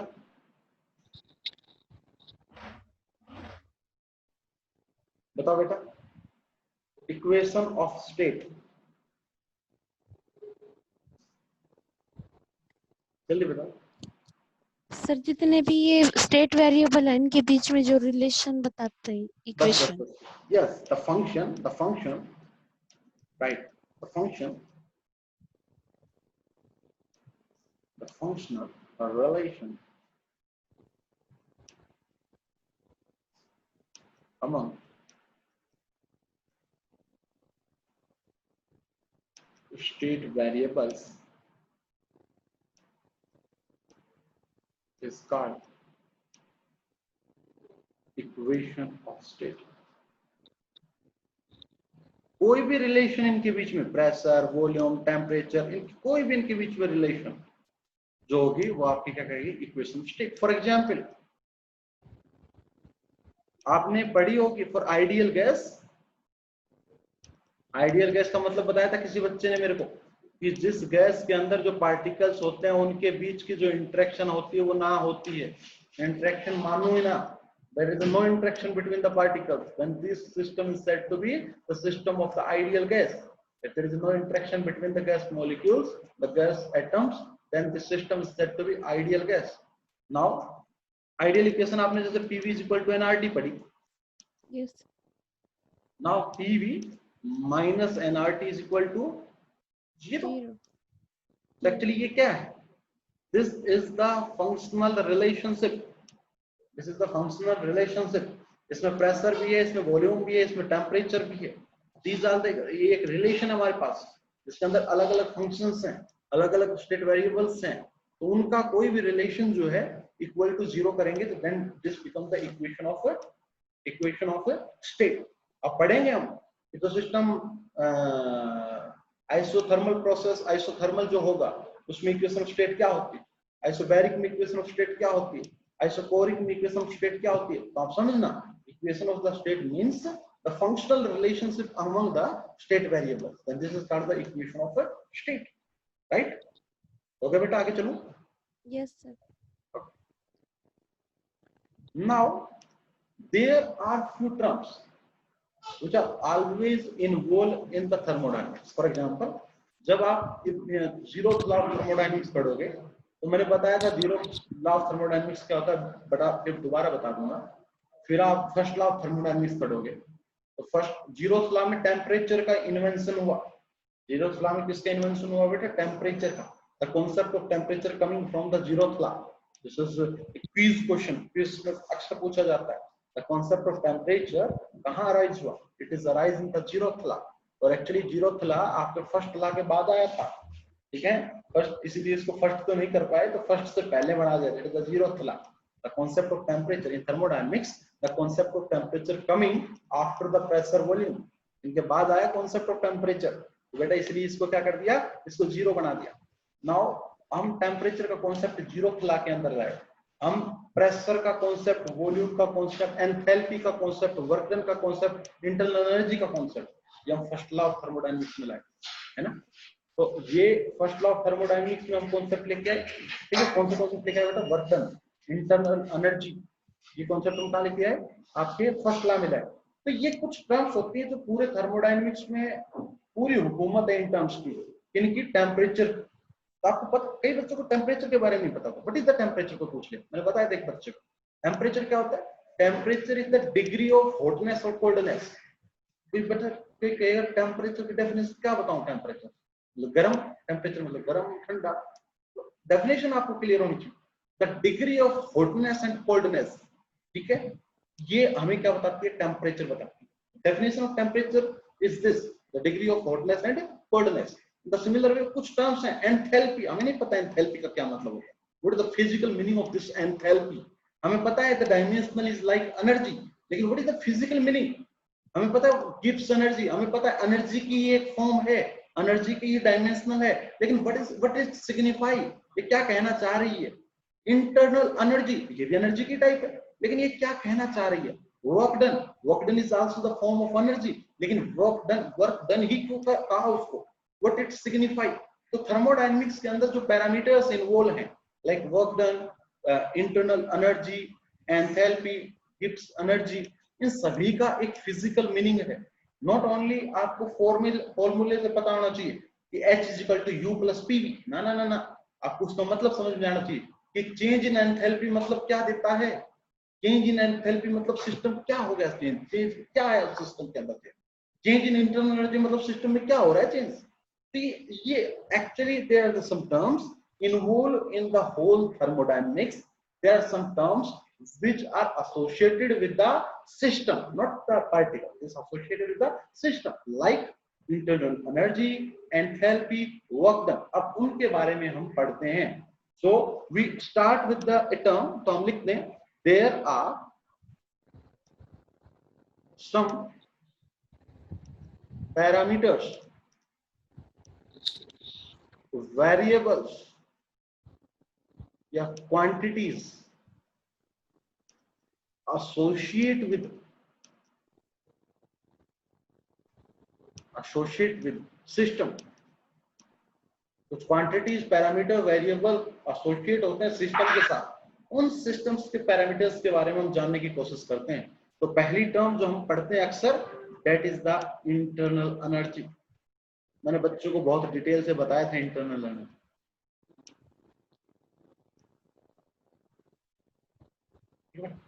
नाउ एक इंटरनल एनर्जी करवा के जाता हूँ, फिर आज की क्लास हम ओवर करेंगे, ठीक है। और बेटा ये करवाना जरूरी था, कुछ नए आए हैं उनको भी हो गया क्लियर, और जो बच्चे पुराने मेरे साथ जुड़े हुए थे उनका रिवीजन हो गया, ठीक है। वी हैव इनफ टाइम, ठीक है। सो बिल्कुल बेसिक से एक बार, मेरा एक्चुअली ये तो एक डिसएडवांटेज है कि मैं रिवीजन को भी फर्स्ट तरह करवा देता हूँ, ठीक है। लेकिन कोई नहीं, कुछ नए सीख के, दो नई टर्म सीख के आए, उनके ऊपर में रिवीजन हो गया आपका। और इस कॉन्सेप्ट को हम 2-3 दिन के अंदर, मतलब मैक्सिमम 4 दिन, जितने में आप थ्योरी ऑफ रिलेटिविटी को रिवाइज करोगे, इन बिटवीन मैं थर्मोडायनेमिक्स को कंप्लीट करवा दूंगा विद क्वेश्चंस। बेटा revise the theory of relativity in 4 days, लगभग 14 तक, और कोशिश करेंगे थर्मोडायनेमिक्स कंप्लीट हो जाए 14 तक। आफ्टर दैट स्टेप में, ठीक है, इस महीने में हमें कहीं ना कहीं क्वांटम या कोई और पेपर मैं आपको बता दूंगा, आप कहोगे वो पेपर करवा देंगे, एक पेपर स्टार्ट करना ना बेटा, ठीक है ना। देखिए नवंबर टारगेट है हमारा बेटा, ज्यादा लंबा नहीं खींच के ले जाएंगे हम। नवंबर तक हमारा सिलेबस जो है वो 80% हो जाना चाहिए, ताकि आप दिसंबर में एग्जाम दे सको, ठीक है। आपकी बार मैं कुछ और प्लानिंग के साथ आया हूँ आपके साथ। Now what is the internal energy? तो फर्स्ट ऑफ ऑल कोई बच्चा बताएगा, बच्चे ने लिख भी रखा होगा, बताओ बेटा। Sum of kinetic energy plus potential energy. ये सब बताते हैं ना, जो मैंने बताई थी, जो मैं बताना चाहता हूँ, जो मैं एक्सप्लेन करता हूँ, एक्चुअली आप, मैं 100% बताता हूँ, आप 80 बता देते हो। आप किसी अगले को 60 बता पाओ, वो अगला 40 बता पाए, घटती क्यों जा रही है? बढ़नी चाहिए। हमारे टीचर्स ने हमें जो बताया और मैं जो आपको बता रहा हूँ, उसमें हमने बढ़ा के बताई आपको, और आप मेरे को घटा के बताते हो। क्या आपने बताई और वो मैंने बताई, उस दोनों बातें सेम है? देखना जरा, मैं कह रहा हूं the sum of all type of energies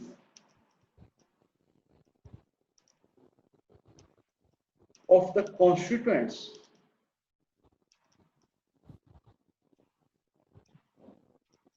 of the system is called internal energy.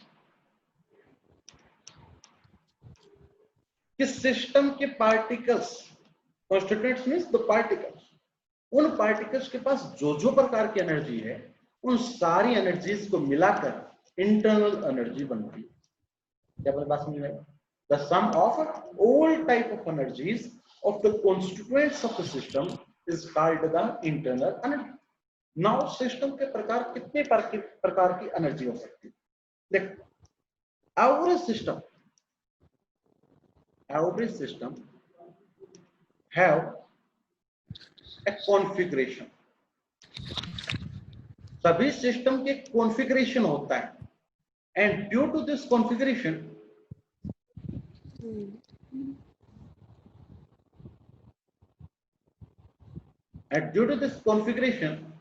we can say that every system have potential energy. मैंने बहुत पहले भी आपको बताया कि पोटेंशियल एनर्जी एक्चुअली है क्या। Potential energy is energy due to the configuration. Configuration के कारण जो एनर्जी आए उसको हम पोटेंशियल एनर्जी कहते हैं। अब ये बात कोई नहीं समझ पाता, मैं आपको बताता हूं। सपोज करो हमारे पास ये एक सिस्टम था, मैं आपको ऐसे बताता हूं, और इस सिस्टम में सपोज करो, इस सिस्टम के अंदर मैं एक क्लासरूम देता हूँ, एक प्रैक्टिकल सा एग्जांपल लेता हूँ। दिस इज द क्लासरूम, और इस क्लासरूम के अंदर ये आपके chairs, these are the chairs.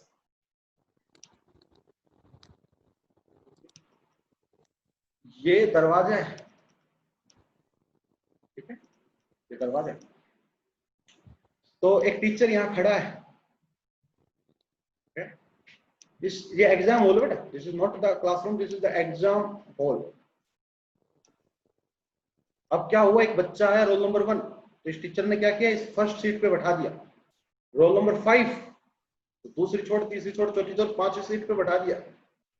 ऐसे ऐसे कर करके इसने हर सीट पे एक बच्चा बैठा दिया। तो अगर कोई अब आता है, नेक्स्ट आदमी यहां पर आता है, तो उसको क्या दिखता है, all students are arranged and having a configuration. लेकिन ये जो कॉन्फ़िगरेशन किसी सिस्टम की बनाई, क्या ये अपने आप बढ़ गई? नहीं, इसको किसी ने बनाया है। मतलब एक कॉन्फ़िगरेशन को बनाने के लिए जो एनर्जी रिक्वायरमेंट होती है, this energy is called the potential energy. इस एनर्जी को क्या कहते हैं बेटा, पोटेंशियल एनर्जी। और इसी को हम कह देते हैं the energy due to the configuration, the energy due to the configuration. ठीक है, तो क्या हुआ, एक टीचर आया और उस टीचर ने इन बच्चों को एक एक बेंच पे बैठाया। तो इसने अरेंज किया सारे सिस्टम को, एक आया उसको बैठाया, एक आया उसको बैठाया, एक आया उसको बैठाया। तो इसने सारी अरेंजमेंट की, तो इसमें कितनी एनर्जी अपनी यूज की, तो वो जो एनर्जी है वो as a form of potential energy मान लो वहां पर क्या हो गई, डिस्ट्रीब्यूट हो गई। और वो किस लिए यूज हुई है, उस सिस्टम की कॉन्फ़िगरेशन बनाने के लिए हुई है। तो कोई भी गैस कंटेनर होगा तो उसमें मॉलिक्यूल्स तो होंगे, वो कैसे भी अरेंज होंगे। तो इस अरेंजमेंट के लिए जो एनर्जी होगी, उस एनर्जी को हम क्या कहते हैं बेटा, पोटेंशियल एनर्जी कहते हैं। या दूसरी भाषा में किसी सिस्टम को बनाने के लिए कितनी एनर्जी रिक्वायरमेंट हुई, इस सिस्टम को कॉन्फ़िगरेट करने के लिए कितनी एनर्जी रिक्वायरमेंट हुई, this energy is called the potential energy. या तीसरी भाषा में हम ये भी कह सकते हैं कि किसी सिस्टम को तोड़ने में कितनी एनर्जी हुई। मान लो एक टीचर यहाँ खड़ा हो जाता है और एक एक बच्चे को बाहर भगा देता है, तो सिस्टम उसने तोड़ दिया, तो तोड़ने में भी तो क्या होगी, एनर्जी की रिक्वायरमेंट हुई। मेरी बात समझे? एक सिस्टम को बनाने में, एक सिस्टम को तोड़ने में जितनी एनर्जी रिक्वायरमेंट हुई, this energy is form of the potential energy. तो भविष्य में हम हमेशा इसी बात का यूज करते हैं, स्टेटमेंट का यूज करते हैं पास्ट, क्या कि कॉन्फ़िगरेशन ऑफ द सिस्टम के साथ जो एनर्जी एसोसिएट होती है, this energy is called the potential. और किसी भी सिस्टम की कॉन्फ़िगरेशन जरूर होती है। इट मींस मैंने जो बात लिखी वो बिल्कुल सही लिखी, क्या कि every system have a configuration and due to this configuration we say that every system have potential energy. Now the next thing, it may be possible the particle of the system are moving. It may be possible कि system के particle move कर रहे हो, तो जो motion के साथ energy associate होगी, this energy is the kinetic energy.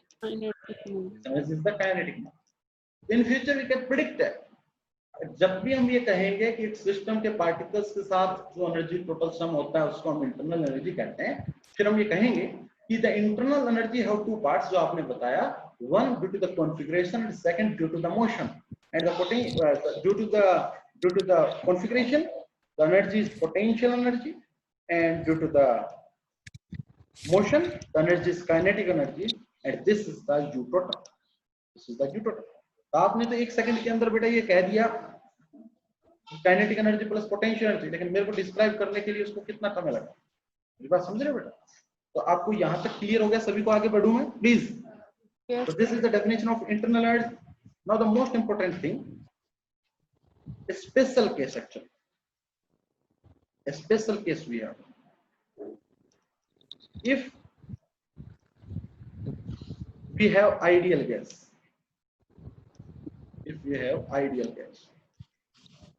in case of the ideal gas, there is no mutual interaction. Gas के मॉलिक्यूल एक दूसरे के साथ नहीं करते, क्या नहीं करते बेटा? इंटरेक्शन नहीं करते। तो अगर आप कॉन्फ़िगरेशन बना रहे हो तो बना लो। मतलब कुछ ऐसा ही है बेटा, एक सिस्टम, एक रूम है, इस रूम में कोई अरेंजमेंट नहीं है, तो अपने आप बच्चे बैठ जाएंगे, कोई खड़ा करने की जरूरत नहीं है। कह दो जाओ, सीधा उनको क्या कहते हो, जाओ अपने आप जहां बैठो अपने मर्जी से, क्योंकि उन बच्चों के बीच में कोई इंटरेक्शन नहीं है। आप ये समझ लो कि जो एग्जाम देने आ रहे हैं बच्चे, वो सारे अलग सब्जेक्ट के हैं। वो सारे क्या है बेटा? अलग सब्जेक्ट के हैं। तो क्या कोई नकल कर लेगा? उनको कहते जाओ बैठो। तो क्या उनका सिस्टम कॉन्फ़िगरेशन बनाने के लिए आपको कोई एनर्जी की रिक्वायरमेंट हुई? नहीं। That's why we can say that in case of the ideal gas में भी ऐसे ही होता है कि पार्टिकल एक दूसरे के साथ इंटरेक्ट नहीं करते। It means we can say that the potential energy contribution is zero, so only there is the kinetic energy contribution. किसमें बेटा? In case of the ideal gases. ये बात समझे? बताओ बेटा। Now most important thing, actually this kinetic energy is only the function of temperature. किसी भी system का काइनेटिक एनर्जी टेम्परेचर पर डिपेंड करती है। फॉर एग्जांपल मान लो किसी, कैसे बताऊं मैं आपकी क्लास में कोई लड़का होता तो मैं जरूर बता देता। कोई नहीं, सपोज करो मैं हूं और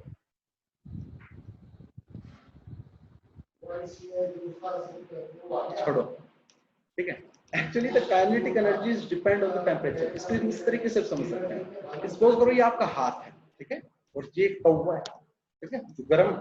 तो मान लो इस तवे पे मैंने हाथ को टेका, मैंने इसको हाथ पर रख दिया, गर्म था, कोई दिक्कत नहीं। तो बताओ क्या इसे आराम से रख सकते हैं क्या? लो रख दिया बेटा। जैसे ही रखोगे it acquire the kinetic energy, this acquire this movement, there is some movement occurring in this hand. जैसे ही हम उसको गर्म तवे पे रखेंगे, जैसे ही हम उसका टेम्परेचर बढ़ाएंगे, it acquire the motion. Motion को क्या करेगा? अक्वायर करेगा। It means the motion is acquire only due to the temperature. Pressure से कभी भी मोशन अक्वायर नहीं किया जा सकता, कम किया जा सकता है, बिल्कुल कम किया जा सकता। गैस के मॉलिक्यूल्स को प्रेशर बढ़ाते चले जाओ, एक दूसरे के पास आते चले जाएंगे, क्या हो जाएगा? मोशन कॉन्ट्रैक्ट, मोशन कम हो जाएगा। लेकिन काइनेटिक एनर्जी बढ़ाने का एकमात्र तरीका है क्या? Increase the temperature. सिस्टम का टेम्परेचर बढ़ा दो, देन इट इंक्रीज। अब कई बच्चे कहेंगे कि प्रेशर से भी कर सकते हैं, लेकिन the contribution of the pressure is very low, the contribution of the temperature is very high. That's why हम ऑलवेज कहेंगे कि the kinetic energy is the function of the temperature. और किसी भी सिस्टम की कॉन्फ़िगरेशन के साथ जो एसोसिएटेड थी, कॉन्फ़िगरेशन भी डिपेंड करती है प्रेशर पर। प्रेशर अगर जाता है तो पास आ जाएंगे तो कॉन्फ़िगरेशन चेंज हो जाएगी। अगर टेम्परेचर बढ़ा दूंगा तो वो मोशन ज्यादा हो जाएगा तो कॉन्फ़िगरेशन चेंज हो जाएगी। That's why configuration change due to pressure as well as the temperature, but kinetic energy changes only due to the temperature. Yes, there is small contribution of the pressure, but ignore this contribution. Hence, we can say that we have equation. The U is equal to U kinetic energy, which is the function of temperature, plus U potential energy, which is the function of pressure and temperature. So this is our U. This is our U. And for ideal gas, we can say that U is only U kinetic energy. So this internal energy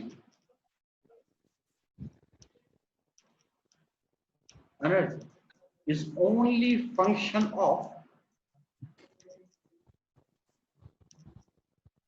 temperature. अब मेरे को एक बार जाना पड़ेगा, मैं आगे की class आपकी जो है वो नेक्स्ट क्लास में करवाऊंगा। कुछ और बता देता हूँ, 2 मिनट, कुछ थोड़ा हमें इस टॉपिक को तो बेटा पूरा करवा के लिया।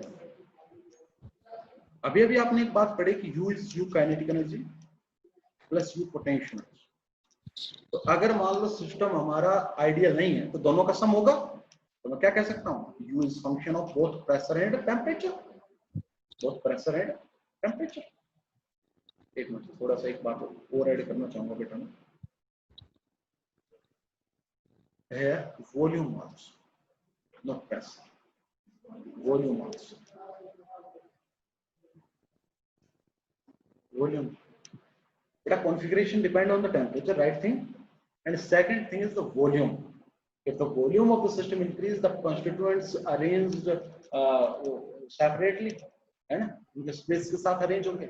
वॉल्यूम कम होगी तो पास हो जाएंगे। Actually the pressure and volume are interrelated, वो बात अलग है। उन दोनों को एक दूसरे को एक चीज लिख सकते हैं, because these are the dependent variable, ठीक है ना, these are the dependent, pressure and volume are the dependent variable. Okay?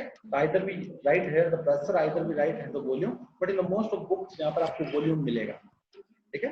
हालांकि the pressure and volume are interrelated, बाद में ये pressure को भी replace कर सकते हैं, लेकिन just right volume air. Okay, so what volume air. So the change in U is change in U due to the volume into dV plus change in U due to the temperature into dt. This is the change in internal energy. Change in internal energy. Because internal energy is the function of the volume and temperature, so the change in internal energy is this. This is a required equation. And for ideal gas, क्या पता है बेटा? Ideal gas के लिए कौन सा contribution zero हो जाएगा? आइडियल गैस के लिए ओनली किसका फंक्शन हो जाएगा? टेम्परेचर के. That's why curly U by curly V is zero. This is the Joule's law. This is the Joule's law. तो कभी अगर Joule's law को पूछ ले, तो Joule's law is coming from here. That for the ideal gas, the change in U with the change in the volume is zero. This is the Joule's law. तो पूछ सकता है which one is the expression for the ideal gas is correct. Option इस तरीके से आ सकता है. Which one option is correct for internal energy for ideal gas? So how we check? We just take the derivative with respect to volume. So this expression में derivative volume के respect में zero आ जाए, it means this expression is correct. इस बात समझे बेटा? तो क्या क्वेश्चन बनेगा इससे रिलेटेड आपको समझ में आ गया? बताओ जल्दी से. Yes. Okay. Now the next thing is U is state variable. Now what do you mean by the state variable? The state variable is कि जो डेरिवेटिव होगा, मैंने कहा ना, these are the use the function of volume and temperature. तो इसका मतलब ये क्या होगा? Curly U by curly T into curly. ये तो बताया था मैंने बेटा exact. So this is also the method of check. ये बताओ कि U आपका एक्सप्रेशन सही है या नहीं है. आप क्या कर लो बेटा, इस तरीके से करके देख लो. अगर ये इक्वेशन सेटिस्फाई होती है, it means our expression is true. Clear? Next, U is the state variable. That's why delta U is equal to U final minus U initial. Now, if the process is cyclic, what is the cyclic? Cyclic means the initial and final situation are same. The initial and final situation are same. For example, आपने पानी को उबाला और फिर क्या किया? Road हटा दी, तो थोड़ी देर बाद वो दोबारा रूम टेम्परेचर पे आ गया. तो process is set to cyclic. ये बात समझे? तो प्रोसेस को साइक्लिक. तो साइक्लिक के U इनिशियल U फाइनल बराबर हो जाएंगे. दिस इंप्लाइज जो चेंज इन U है वो आपका कितना हो जाएगा बेटा? Zero. Change in U is zero. This equation is for the cyclic process. तो इंटरनल एनर्जी के बारे में आज से आपसे कभी भी कभी पूछा जाएगा तो क्या आप एक्सप्लेन कर दोगे? बताओ बेटा जल्दी से. तो आज की क्लास में आपने बहुत चीजें के बारे में पढ़ा. तो पहले भी पढ़ा हुआ था. आई जस्ट रिवाइज कि थर्मोडायनामिक्स क्या होती है, सिस्टम क्या होती है, सराउंडिंग क्या होती है, सिस्टम के क्या टाइप होते हैं, मैक्रो सिस्टम क्या होता है, माइक्रो सिस्टम क्या होता है, मैक्रोस्कोपिक पैरामीटर्स क्या होते हैं, माइक्रोस्कोपिक पैरामीटर्स क्या होते हैं, मैक्रोस्कोपिक पैरामीटर्स कितने टाइप के होते हैं, एक्सटेंसिव होते हैं, इंट्रिंसिक होते हैं, इनके एग्जांपल. ठीक है. उसके बाद एक्सटेंसिव इंट्रिंसिक को चेक करना हो तो उसका क्या तरीका है, उस तरीके को आप पढ़ा. उसके बाद हमने एक क्वेश्चन को किया कि अगर किसी क्वांटिटी को चेक करना है कि ये एक्सप्रेशन ठीक है या नहीं है तो किस तरीके से ठीक करेंगे. उसके बाद इक्विलिब्रियम पढ़ी कि इक्विलिब्रियम क्या होती है, थर्मल इक्विलिब्रियम पढ़ा, मैकेनिकल इक्विलिब्रियम पढ़ा, केमिकल इक्विलिब्रियम पढ़ा. फिर वेरिएबल्स में जब बात आई तो स्टेट वेरिएबल्स क्या होते हैं वो पढ़े, एग्जांपल्स ऑफ स्टेट वेरिएबल्स देखे. हमें बताया कि अगर स्टेट वेरिएबल है तो एग्जैक्ट डिफरेंशिएबल होगा. इक्वेशन ऑफ स्टेट्स क्या होती है ये पढ़ा हमने. फिर हमने कुछ पैरामीटर्स की बात की, तो इंटरनल एनर्जी का है, और इंटरनल एनर्जी क्या होती है, काइनेटिक एनर्जी, पोटेंशियल एनर्जी का किस तरीके से कॉम्बिनेशन होता है वो बताया, और फिर किस तरीके से उसको हम एक्सप्रेशन रूल्स ला को निकाल के लेके आए, ठीक है, और ये हम लास्ट रिजल्ट तक पहुंचे। This is all about today's class. Thank you so much for today's class, and in the next class we will study about the heat capacity, about the numericals on the first law of thermodynamics, zeroth law of thermodynamics, second law of thermodynamics. Okay, I try to complete the whole thermodynamics within the 4 or 5 days, so please revise, मैंने आपको notes provide कर रखे हैं, ठीक है। तो basically ये तो थ्योरी का पोर्शन था, आपका क्लियर हो ही गया होगा। अब क्या करो बेटा, आप जो थ्योरी ऑफ रिलेटिविटी के में न्यूमेरिकल्स दे रखे हैं उनको ट्राई करो, असाइनमेंट नंबर 1 को दोबारा लगाओ और करो जितना कर सकते हो। Okay, thank you so much for today's class, thank you so much. Any question, any question बेटा, यहाँ तक किसी का कोई क्वेश्चन हो? No question, okay, thank you.